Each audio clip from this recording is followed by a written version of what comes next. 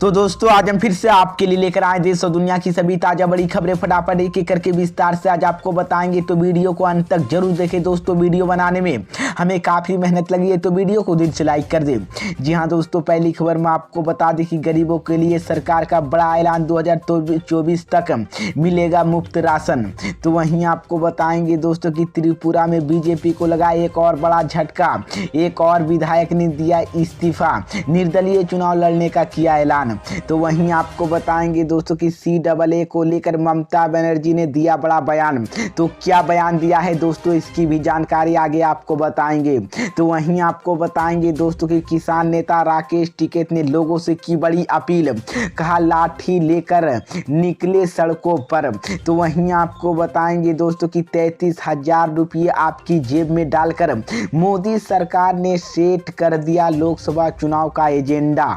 दोस्तों सभी खबरों की जानकारी एक एक करके विस्तार से बताने वाले दोस्तों। इससे पहले आपसे एक छोटी सी रिक्वेस्ट करें दोस्तों, क्योंकि यहाँ कोई गोदी मीडिया चैनल नहीं है। यहाँ पर सिर्फ और सिर्फ सच बताया जाता है और सच दिखाया जाता है। अगर आप भी निष्पक्ष पत्रकारिता का सपोर्ट करते हैं, अगर आपको भी लगता है कि देश में होने वाले तमाम चुनाव EVM से ना होकर के बैलेट पेपर से होना चाहिए, तो आप इस वीडियो को लाइक करके चैनल को सब्सक्राइब जरूर कर लीजिए, साथ में बेल आइकन भी प्रेस कर लीजिए और वीडियो को ज्यादा से ज्यादा शेयर कीजिए। इसी बीच पर दोस्तों अगली खबर की और गरीबों के लिए सरकार का बड़ा ऐलान 2024 तक मिलेगा मुफ्त राशन। जी हां दोस्तों, आपको बता दें ये बड़ी खबर सामने निकल कर आई दोस्तों की मतलब अब इस योजना के तहत गरीब लोगों को साल 2024 तक मुफ्त राशन मिलता रहेगा।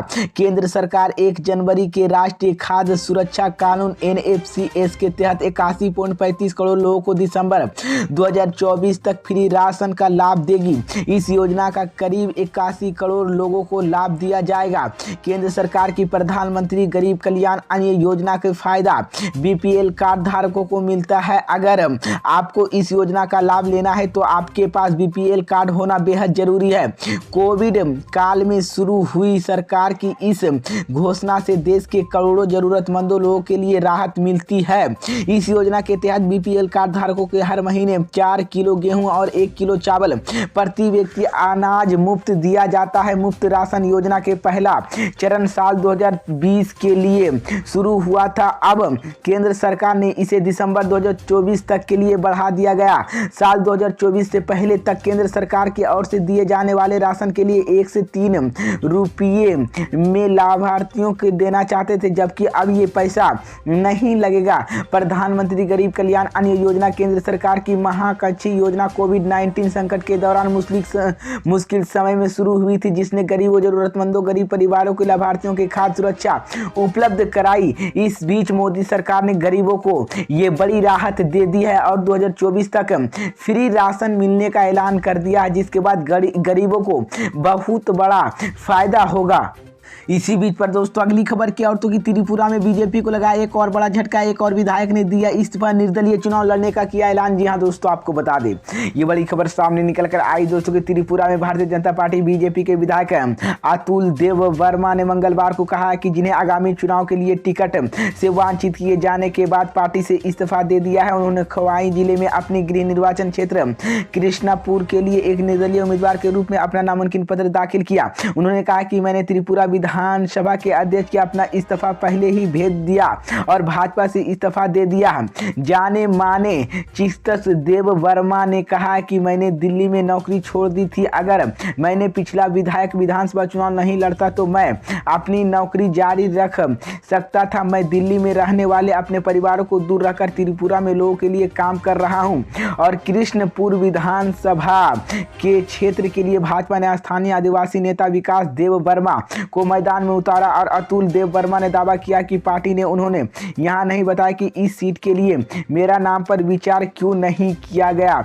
इसी बीच और उसने विधानसभा से इस्तीफा देकर निर्दलीय चुनाव लड़ने के लिए उम्मीदवार के रूप में कृष्णपुर निर्वाचन क्षेत्र में चुनाव लड़ने के लिए अपना नामांकन पत्र दाखिल कर लिया। गौरतलब की उत्तरी त्रिपुरा में धर्मनगर भाजपा के चिकित्सक प्रकोष्ठ के प्रभारी तेजजीत नाथ और कई नेता 16 फरवरी को होने वाले विधानसभा चुनाव के लिए प्रत्याशियों की सूची अपना नाम नहीं मिलने के बाद पार्टी छोड़ दी। इसी बीच पर दोस्तों अगली खबर क्या और कि CAA को लेकर ममता बनर्जी ने दिया बड़ा बयान। जी हां दोस्तों, आपको बता दें ये बड़ी खबर सामने निकल कर आई दोस्तों कि पश्चिम बंगाल के मुख्यमंत्री ममता बनर्जी ने मंगलवार को आरोप लगाया कि बीजेपी नीति केंद्र सरकार संबोधित नागरिकता संशोधन कानून CAA लागू करने के नाम पर लोगों को भ्रमित कर रही है। ममता ने यह भी दावा किया कि वह और उनकी पार्टी तृणमूल कांग्रेस मतुआ समुदाय के लोगों को रख रही है जिनकी जुड़े बांग्लादेश में है। उन्होंने बीजेपी पर आरोप लगाया कि वह CAA के नाम पर मित्र के तौर पर इस समुदाय के लोगों को संपर्क में साधने की कोशिश कर रही है।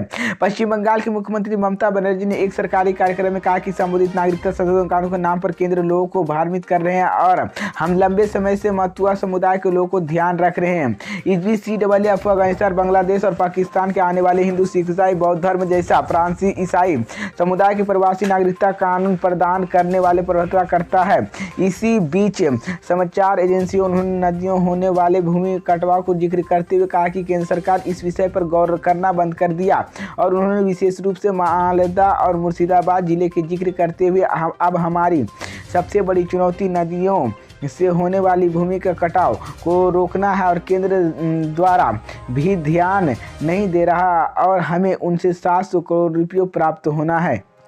इसी बीच पर दोस्तों अगली खबर की ओर से कि किसान नेता राकेश टिकैत ने लोगों से की बड़ी अपील, कहा लाठी लेकर सड़कों पर निकले। जी हां दोस्तों, आपको बता दें ये बड़ी खबर सामने निकल कर आई दोस्तों कि उत्तर प्रदेश के जनलौन बुंदेलखंड की बहाली पर भारतीय किसान यूनियन के राष्ट्रीय प्रवक्ता राकेश टिकैत ने बयान दिया है। राकेश टिकैत ने बुंदेलखंड लोगों से लाठी लेकर सड़क पर निकलने की अपील की है। उन्होंने बुंदेलखंड की खनन संपदा से कुछ पैसे बुंदेलखंड की बाद हाली के लगाने से बात कही है। राकेश टिकैत ने किसानों आंदोलन को बेअसर होने पर सवाल पर आज़ादी का आंदोलन 90 साल तक चलने की बात कही है। उन्होंने कहा है कि अब किसानों का बड़ा आंदोलन होगा। वहीं संसद में आज पेश हुए केंद्रीय बजट पर राकेश टिकैत ने ट्वीट कर कहा कि मूर्त काल में बजट में फायदे करते हैं और घटाते हैं और अंतर्राष्ट्रीय कृषि बजट में राहत की उम्मीद धारी रह गई है और कृषि कार्ड पर छूट मिली, ना MSP की बात हुई, ना कृषि उत्पादों के खाद्य उपकरण को छूट मिली और सहकारिता के बढ़ावा दे और आम किसानों को ठगा और लड़ेंगे जीतेंगे। इसी बीच राकेश टिकैत ने कहा कि किसान अपनी जमीन, फसल और नस्ल बचाने के आंदोलन के लिए तैयार रहे। राकेश टिकैत ने कहा कि किसान आंदोलन शहीद हुए हरियाणा और पंजाब के किसानों को मुआवजा मिला, लेकिन यूपी की सरकार ने किसानों के परिजनों को कोई मुआवजा नहीं दिया। राकेश टिकैत ने कहा कि यूपी का किसान धर्म, जातिवाद और क्षेत्रवाद को बांटा हुआ और भारत के विपक्ष कमजोर, इसलिए तानाशाह पैदा हो गए हैं।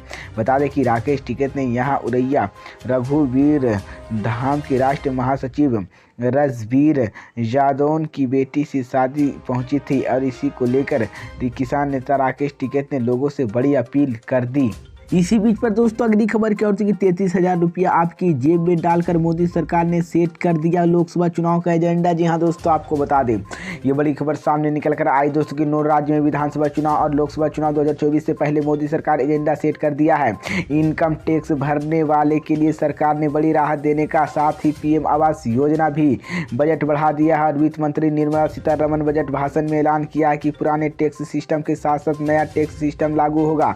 नए सिस्टम के तहत 7 लाख तक की आय में टैक्स नहीं देना पड़ेगा और करोड़दार के पास पुराने टैक्स सिस्टम को भी विकल्प रहेगा। देश में 8 करोड़ लोग टैक्स हो देते हैं और जिन राज्यों में चुनाव है वहीं उनकी संख्या 1 करोड़ 33 लाख के करीब है। जिस तरह से टैक्स घटाया गया उस हिसाब के अधिकतम 33,800 रुपये लोगों को फ़ायदा देने जा रहा है और जाहिर इसका फ़ायदा सीधे तौर पर न सिर्फ टैक्स देने वाले को होगा, साथ में पैसा बढ़ेगा और खपत भी बढ़ेगी और इसका नतीजा ये होगा कि अर्थव्यवस्था गति मिलेगी और संसाधन भी बढ़ेगा।